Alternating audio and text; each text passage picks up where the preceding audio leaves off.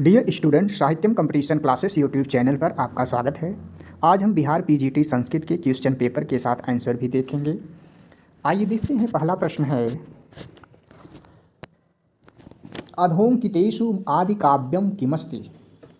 अधोंकितेषु आदि काव्यम किमस्ति? रामायणम। रामायणे अयोध्याकाण्डात् अनन्तरं कतमः काण्डोऽस्ति? अरण्यकाण्डः। अरण्यकाण्डः। अधोंकितेषु कस्य गणना अष्टादश पुराणेषु न भवति? उपर्युक्तेषु एकस्मादधिकः।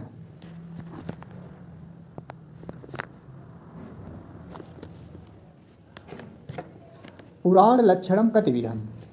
पुराणलक्षणं कतिविधं? पंचविधम्। पुराणलक्षणं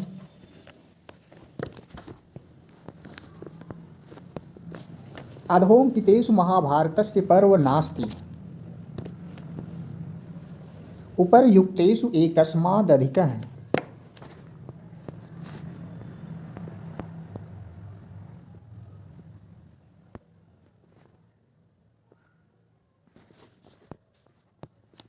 अधोंकितेषु महाभारतस्य कतमं प्रसिद्धं संस्करणं नास्ति? उपर्युक्तेषु किमपि नास्ति।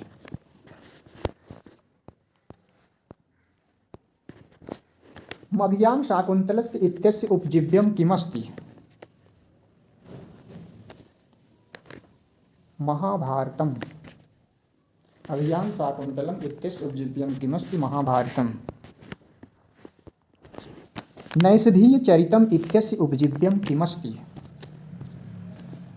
उपर्युक्तेषु एकस्मादधिकः। गरुडपुराणं, रामायणं, केदारखण्डपुराणम्। अधो अंकितेषु कस्य गणना महाकाव्येषु न भवति? हर्षचरितम्।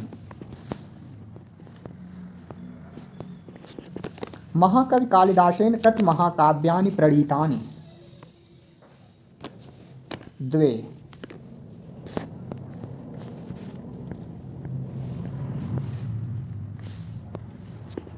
अधोंकितेषु गीतिकाव्यं नास्ति। कादम्बरी। वैराग्यशतकम् इत्यस्य लेखकः कोऽस्ति? भर्तृहरिः।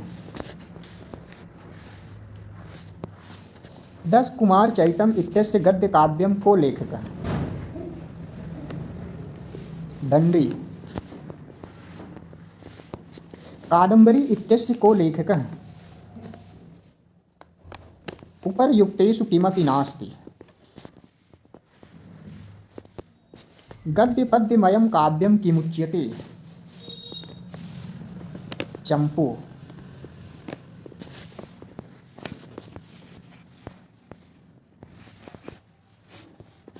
महाकवि कालिदासेन कति नाटकानि प्रणीतानि? महाकवि कालिदासेन कति नाटकानि प्रणीतानि? त्रीणि। महाकवि कालिदासेन कति नाटकानि प्रणीतानि? त्रीणि नाटकानि प्रणीतानि। मृच्छकटिकम् इत्यस्य को लेखकः? शूद्रकः। नलचंपू इत्यस्य को लेखकः? त्रिविक्रम भट्टः।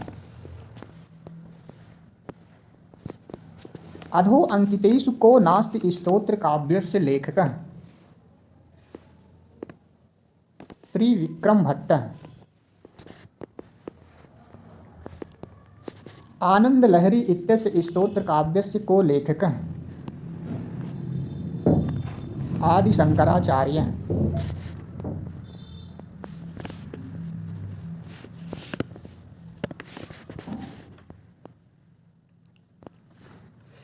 इसके बाद है जो है गद्यांश।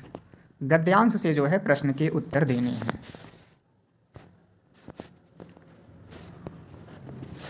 एकदा दरिद्रेभ्यः दातुं कम्बलाः नृपेण चाणक्याय समर्पिताः। चाणक्यस्य उटजं नगरात् बहिः आसीत्। केचन चौराः कम्बलान् अपहर्तुं चिन्तितवन्तः।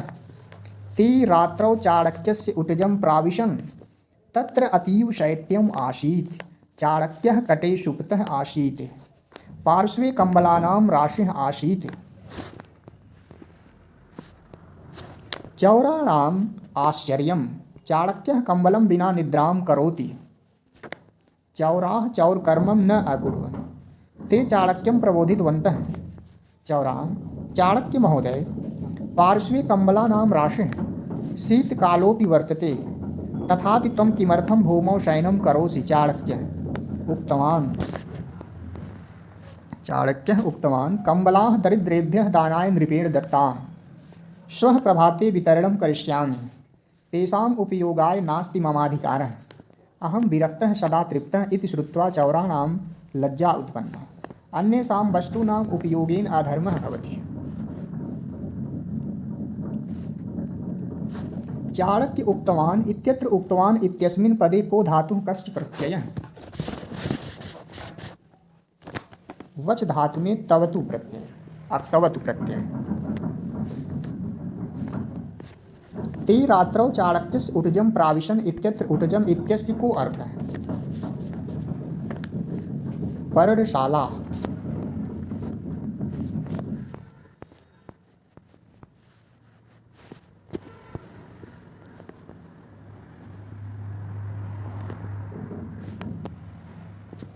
कम्बलाः दरिद्रेभ्यः दानाय दत्ताः इत्यस्मिन् वाक्ये रिक्तस्थाने स्थापनाय शब्दं चिनुत। कम्बलाः दरिद्रेभ्यः दानाय नृपेण दत्ताः।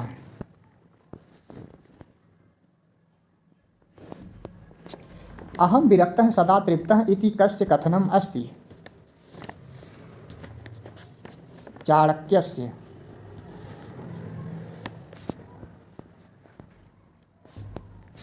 चाणक्यस्य उटजं कुत्रासीत्? उपर्युक्तेषु एकस्मादधिकः।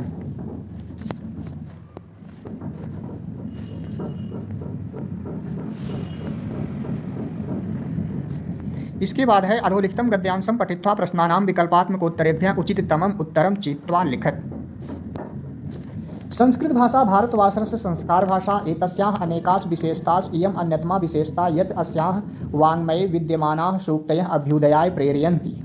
अतएव वयं भारतप्रशासनस्य विभिन्नेषु विभागेषु आदर्शवाक्यरूपेण एतासां प्रयोगं पश्यामः।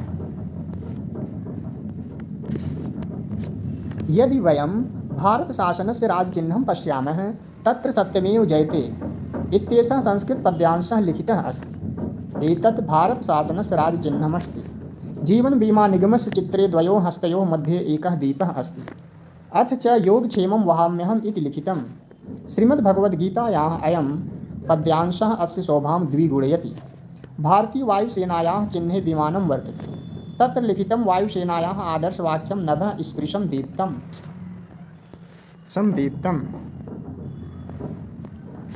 लोकसभाध्यक्षस्य आसनस्योपरि अपि सर्वोच्चस्थाने उल्लिखितम् अस्ति धर्मचक्रप्रवर्तनाय इति संस्कृतवाक्यं। लोकसभायाः केन्द्रीयसभातलस्य भित्तिकायाम् अयं निजः परो वेति सुप्रसिद्धः संस्कृतश्लोकः लिखितः अस्ति। डाकतारविभागस्य ध्येयवाक्यम् अहर्निशं सेवामहे अतीव उपयुक्तम् अस्ति, यतः अस्य विभागस्य कार्यं दिने रात्रौ च निरन्तरं चलति।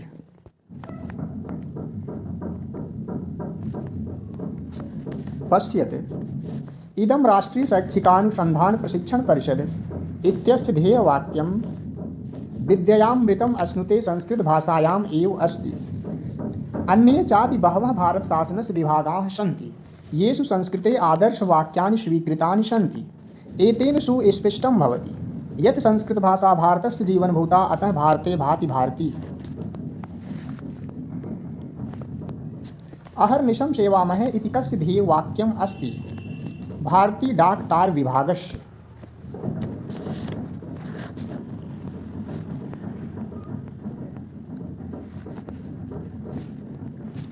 विद्ययामृतम् अश्नुते इति कस्य ध्येयवाक्यम् अस्ति? उपर्युक्तेषु किमपि नास्ति।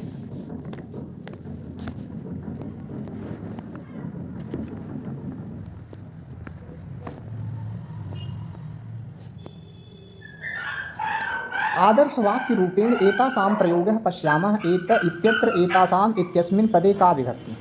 किं वचनं कः शब्दः कस्य लिंगः। एतद शब्द प्लस स्त्रीलिंग वचन षष्ठी विभक्ति बहुवचन में प्रयुक्त होता है एताशाम। एतद शब्द स्त्रीलिंग में षष्ठी विभक्ति बहुवचन।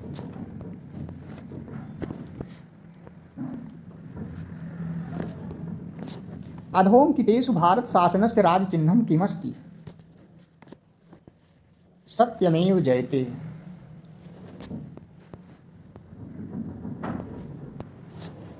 अधोलिखितेषु भारतीय वायुसेनायाः आदर्शवाक्यं किमस्ति। इस क्वेश्चन को डिलीट कर दिया गया है। आयोग के द्वारा इस क्वेश्चन को डिलीट कर दिया गया,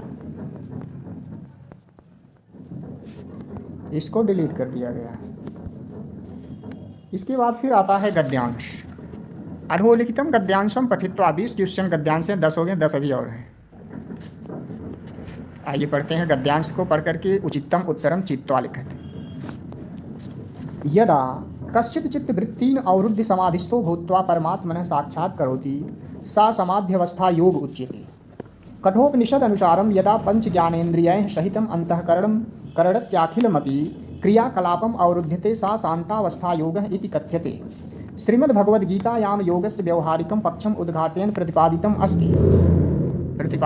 अस्ति यत् कर्मसु कौशलं योगो भवति यद्वा जीवन यात्रा या मानसिक कोद्वेगजन के स्वाकस्मिक रूपेण उपस्थितेषु सुख दुखावेगा उषादात्मकेषु झंझावातेषु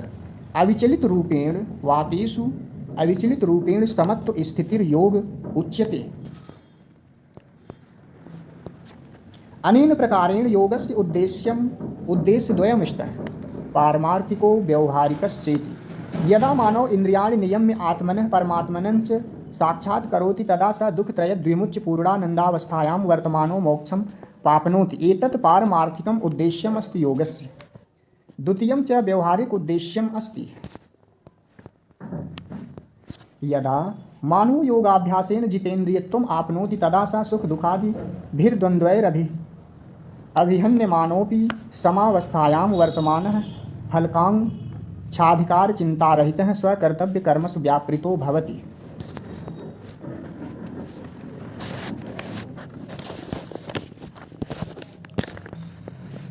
समत्व स्थितिर्योगः इति कुत्र प्रतिपादितम्। श्रीमद्भगवद्गीतायां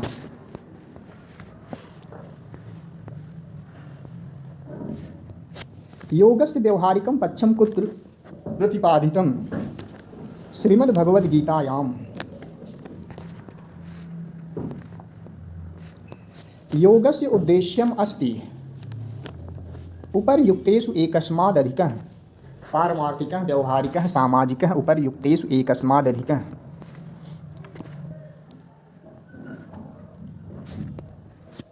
अनेन प्रकारेण योगस्य इत्यत्र अनेन इति सिद्धयति। अनेन इति सिद्धयति। यह इदम शब्द जो है पुल्लिंग में तृतीया विभक्ति एक वचन का रूप है अनेन। सा समाध्यवस्था योग उच्यते। इत्यत्र समाध्यवस्था इत्यस्मिन् पदे का संधि गुण संधि हल संधि विशेष संधि उपर्युक्तेषु एकस्मादधिकः उपर्युक्तेषु किमपि नास्ति। उपर्युक्तेषु किमपि नास्ति।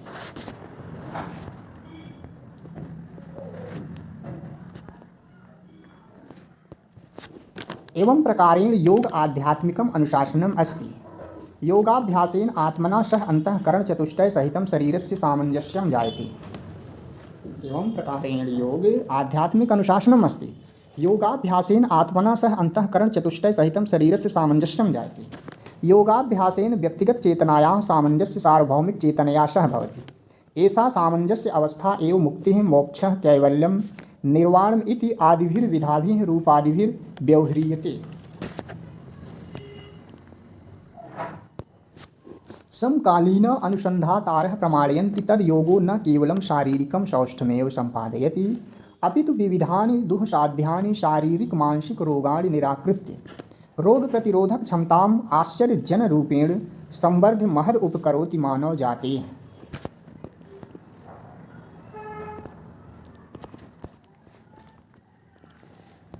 योग शब्दस्य व्युत्पत्ति पाणिनीय धातु पाठानुसारम युज धातुना सह घय प्रत्यये सत् योगः शब्दो निष्पद्यते। युज इति धातु त्रिस्वर्थेषु विद्यते। पाणिनीय धातु पाठे युज समाधौ युजिर योगे युज संयमनेति च। योग दर्शन संदर्भे साध्य समाध्यर्थक युज धातूनां योगः शब्दो निष्पन्नो भविष्यति। अस्मिन् विषये योग दर्शनस्य प्रथमो भाष्यकारो महर्षि व्यासः प्रमाणम्। स योग शब्दस्यार्थः समाधिं करोति। तद्यथा योगः समाधिः स च सार्वभौमिक चित्तस्य धर्मः। परम अधुना मनीषिणो युजिर योगे युज संयमने इत्येताभ्यां धातुभ्यामपि योग शब्दस्य निष्पत्तिं स्वीकुर्वन्ति। 106 से 110 तक है। पाणिनीय धातु पाठे युज धातोः कति अर्थेषु वर्तते? 3 अर्थेषु।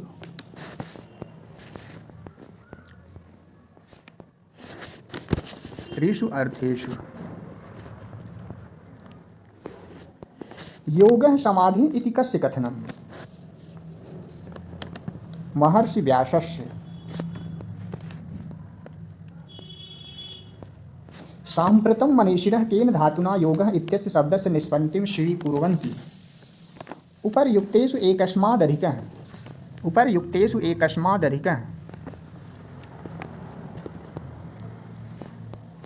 अधोंकितेषु योगेन किं सिद्ध्यति? उपर्युक्तेषु एकस्मादधिकः व्यक्तिगत चेतनायाः सामंजस्य सार्वभौमिक चेतनया सह भवति मोक्षः रोग प्रतिरोधक क्षमताया विकासः। योगाभ्यासेन आत्मना सह अंतःकरण चतुष्टय सहितम् इत्यत्र अंतःकरण चतुष्टयम् इत्यस्य को अर्थः?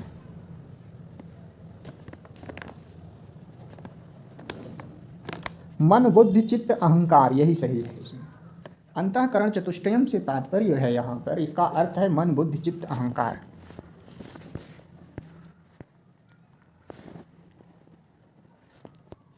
ज्येष्ठः इत्यस्य विग्रहो भवति। ज्येष्ठः इत्यस्य विग्रहो भवति प्रशस्य धन इष्ठन्। प्रशस्य धन इष्ठन्।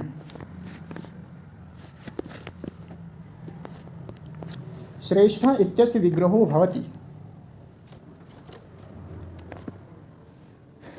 उपर्युक्तेषु किमपि नास्ति। श्रेष्ठ इत्यस्य विग्रहं किमपि नास्ति।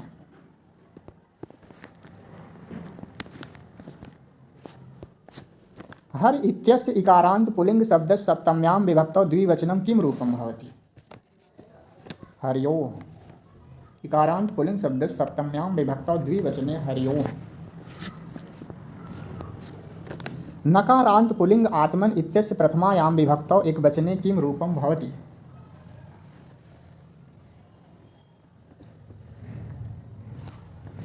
आत्मा।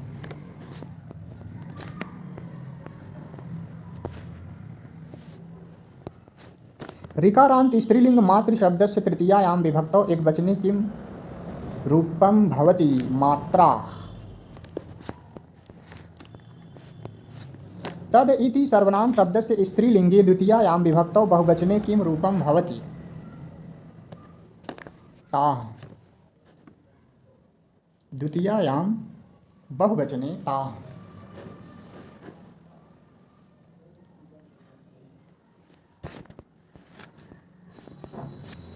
किम इति सर्वनाम शब्दस्य स्त्रीलिंगे सप्तम्यां विभक्तौ द्विवचने किं रूपं भवति? स्त्रीलिंगे सप्तम्यां विभक्तौ द्विवचने किं रूपौ भवति? कयोः। कयोः। इदम् इति सर्वनाम शब्दस्य तृतीयायां विभक्तौ नपुंसकलिंगे बहुवचने किं रूपं भवति? एभिः।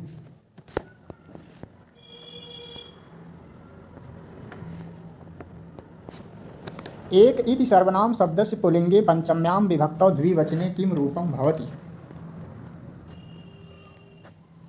इस क्वेश्चन को आयोग के द्वारा डिलीट कर दिया गया है।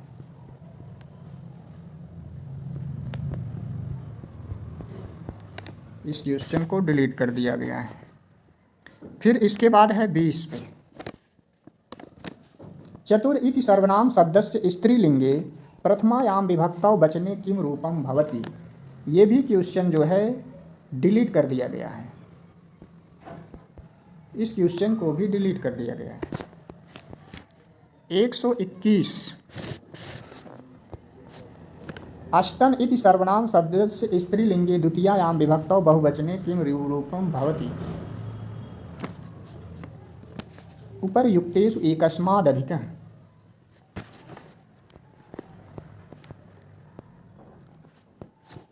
कीदृशः इत्यस्मिन् पदे किमस्ति उपपदं धातुः कश्च प्रत्ययः? किम दृश्य धन कै, बी ऑप्शन सही है इसमें।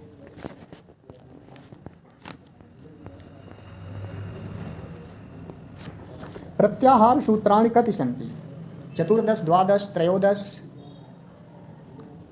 उपर्युक्तेषु एकस्मादधिकः उपर्युक्तेषु किमपि नास्ति। 14।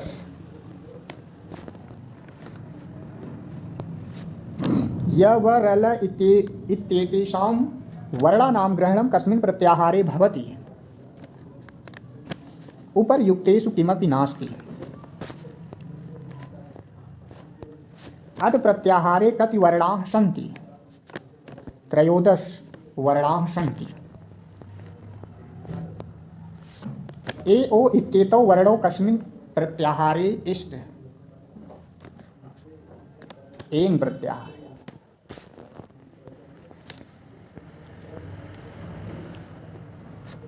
अधोंकितेषु सर् प्रत्याहारे कस्य वर्णस्य ग्रहणं न भवति? उपर्युक्तेषु एकस्मादधिकः।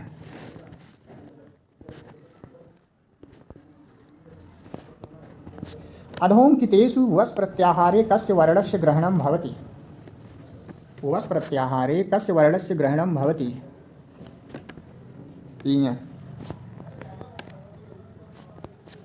झ प्रत्याहारे कति वर्णाः सन्ति? उपर्युक्तेषु किमपि नास्ति। कस्मिन् प्रत्याहारे सर्वेषां वर्णानां ग्रहणं भवति? अल्।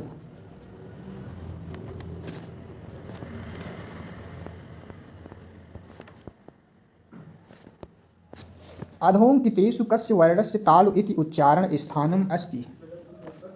उपर्युक्तेषु एकस्मादधिकः।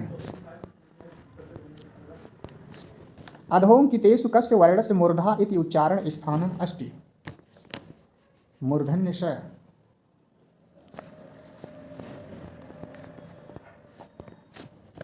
नर्तकी इत्यत्र कतमः स्त्री प्रत्ययः अस्ति? नीश।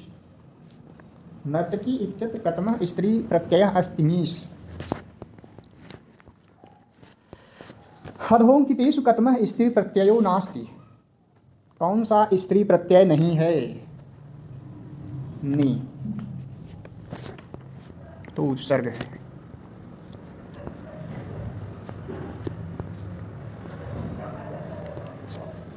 कार्यम इत्यत्र को धातु कः प्रत्यय कश्च लिंगः? कार्यम में क्री धातु ऋच प्रत्यय, क्री धातु ऋच प्रत्यय से कार्य बना, फिर यत प्रत्यय लगा, नपुंसक लिंग में जो है यह कार्यम बना है।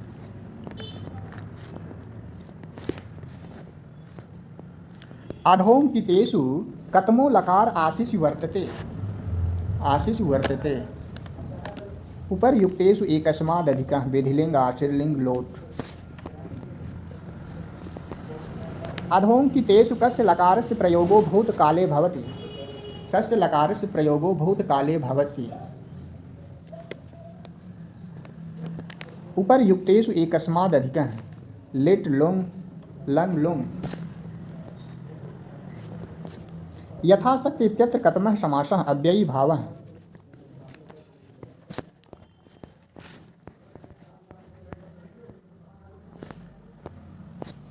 अधोंकितेषु अच संधेर उदाहरणम् अस्ति? उपर्युक्तेषु किमपि नास्ति। सत्यं वद अस्मिन् पदे कतमा संधिरस्ति? अच संधि, विसर्ग संधि, हल संधि। उपर्युक्तेषु एकस्मादधिकः।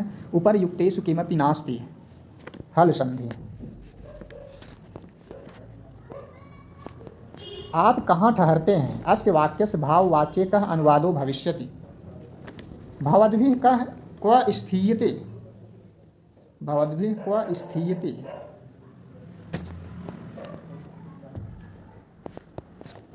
वे दो लड़कियां विद्यालय में नहीं थीं। अस्य वाक्यस्य कर्तृवाच्ये कः अनुवादो भविष्यति। ते बाले विद्यालये न आस्ताम्। वे दो लड़कियां ते बाले विद्यालयं विद्यालये न आस्ताम्।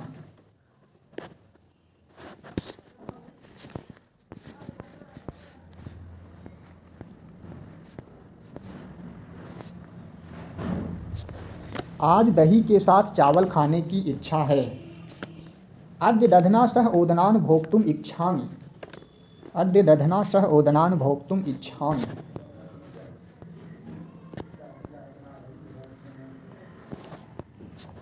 आप जैसे विद्वान ही भारत की शोभा हैं। अस्य वाक्यस्य संस्कृते अनुवादो भविष्यति। भवादृशा विपश्चितः एव भारतस्य शोभाः सन्ति। इस गुरुकुल का आचार्य कौन है। अस्य वाक्यस्य संस्कृते अनुवादो भविष्यति। अस्य गुरुकुलस्य आचार्यः कोऽस्ति।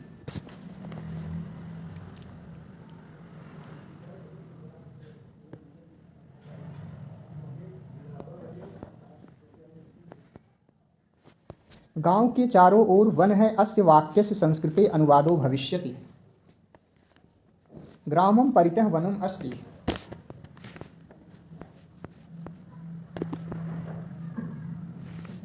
देवेंद्र पलंग पर सोता है। अस्य वाक्यस्य संस्कृते अनुवादो भविष्यति। देवेन्द्रः पर्यङ्के अधिसेते। देवेन्द्रः पर्यङ्के अधिसेर्ते। देवेन्द्रः पर्यङ्कम् अधिसेर्ते। उपर्युक्तेषु एकस्मादधिकम् उपर्युक्तेषु किमपि नास्तः। उपर्युक्तेषु किमपि नास्ति।